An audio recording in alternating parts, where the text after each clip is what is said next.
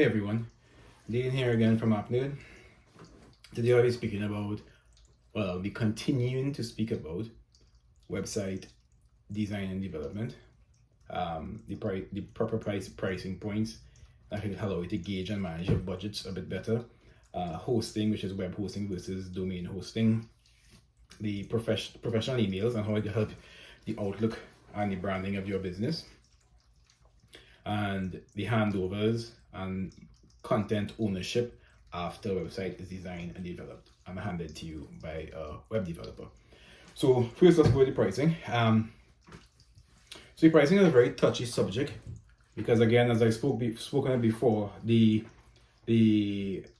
skill set and the experience of a website designer / developer isn't very much respected anymore because of all the ads on the television saying that basically you could build a website yourself. So customers think that they're paying for a web developer's time rather than their expertise, experience, and skills.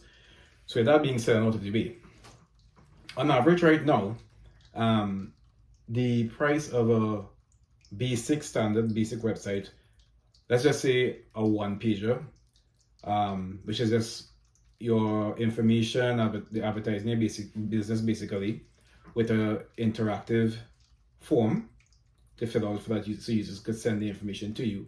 That price can range anywhere between $400-500 US to $800-900 US. That includes web hosting and your domain hosting. For a more advanced website with a couple more pages, still advertising website, but you have a bit more sections based on, you have a page for each service, you have a about us, a contact us, plus your contact form, plus your home page. I would say you're looking at around anywhere between $800 US to $1,200 US on average. And then the e-commerce side of things now, where things get a little more tricky, because they're priced based on how much products you want to upload, have the developer upload, etc. That could start from anywhere from $1,500 US to $3,000 US, again based on how many products and what you want on the website, the e-commerce website. But again, all these prices always include your web hosting and your domain hosting. That's something to keep in mind. With that being said, the difference between your web hosting and your domain hosting, basically www.mycompany.com is your domain, and you pay annual hosting for that. That is your address. Now, to be able to host content on this address, that's where the web hosting comes in. So it's two different type of hostings, and you will have to pay that either manually or monthly as well. That tends to be more than your domain hosting. Your domain hosting could range from anywhere as low as $5 US to $30 US a year.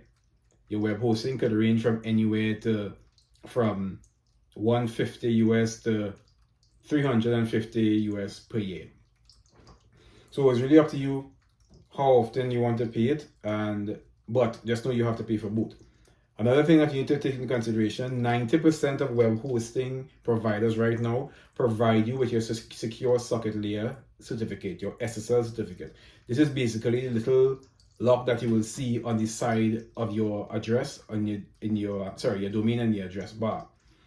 Don't be fooled by web hosters who tell you that you have to pay an additional fee for this. This is included in 90% of the web hosting. I've had experience with clients before saying that, well, my web developer told me I had to pay for this. No, it's included in most of the hosting, and that should be included in your price of your website, right? That also brings me to professional emails. Some companies still have the name of the company at gmail.com. On a professional standpoint, it does not look that professional, especially in your business card and your branding. You always want to have like info@mycompany.com. It's always good to have that. And those emails, they could be G Suite or Office. They're very affordable right now. You can get a professional email again at an annual rate of $65 US a year. I think they always have specials going on it. So it's something that you can invest in. Once again, very affordable through a web developer, or if you go straight to an email provider. It's all up to you. With that being said, for example, my pricing for all of my websites do include a domain and web hosting, which in turn also includes your SSL certificate, which protects your website. Again, the prices will vary based on the pages, based on the amount of content you want uploaded, and if you're doing e-commerce, it's based on the amount of products you have. I also toss in a 1-hour training session on the back end so customers can make minor changes such as upload photos, make minor text edits, etc. rather than come to me every time they want to make simple changes. They only come to me when they have to make major changes such as add a new page, add a new entirely new section to the website, a gallery, etc. Now, as I say, the videos will be much shorter, so I'm keeping this one short as well. The final 2 points is a lot of customers has issues when when the project is finished and they have to get the website and the content, everything from a web hoster. The issue here is that most web developers think because they design and develop the website or they're providing the hosting, etc., that is their own. And there's always an issue when handing over content such websites such as that. However, this is not the case either.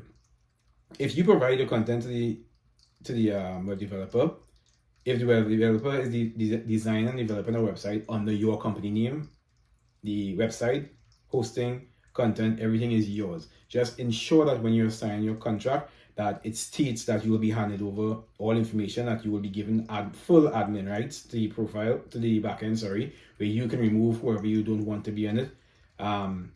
The content is yours, so make sure that's part of the contract as well.